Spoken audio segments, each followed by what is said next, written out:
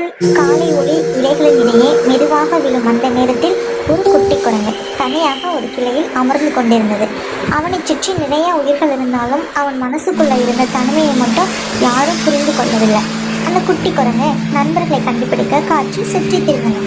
பறவைகளோடு பேசவும் பார்த்தான், முயல்களோடு விளையாட முயன்றான். ஆனால் யாரும் அவனுடன் நீண்ட நேரம் பேசவில்லை. அவன் சிரித்தாலும் யாரும் திரும்ப பதில் சொல்லவில்லை. அப்படி ஏமாற்றத்துடன் நடந்து கொண்டிருந்த நேரத்தில் மேலிருந்து ஒரு சின்ன ஒலி கேட்டது. Beep beep. அவன் மேலே பார்த்தான். ஒரு குட்டி பறவை கிளையிலிருந்து கீழே விழப்போகிறது. அவன் ஒரு கணம் கூட யோசிக்கல. அவனை முழு வேகத்தில் ஓடி பிடித்தான். குட்டி பறவை பயந்து நடுங்கி கொண்டிருந்தது.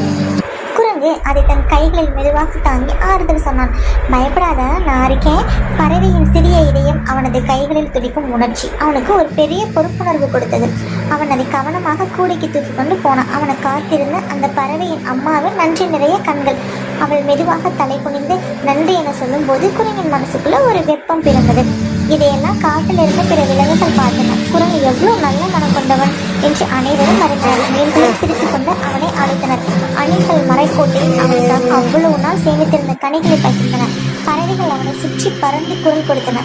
குரங்கு இப்போது தனியாக இல்லை, காட்டே அவனது நண்பனானது. அவன் எங்கு சென்றாலும் அவனை சுற்றி புன்னகைகள், சிரிப்புகள், மழலை குரல்கள். நண்பர்கள் கிடைத்தவுடன் அவன் சிரிப்பு நேர்ந்தது. அவனும் மனம் மலர்ந்தது.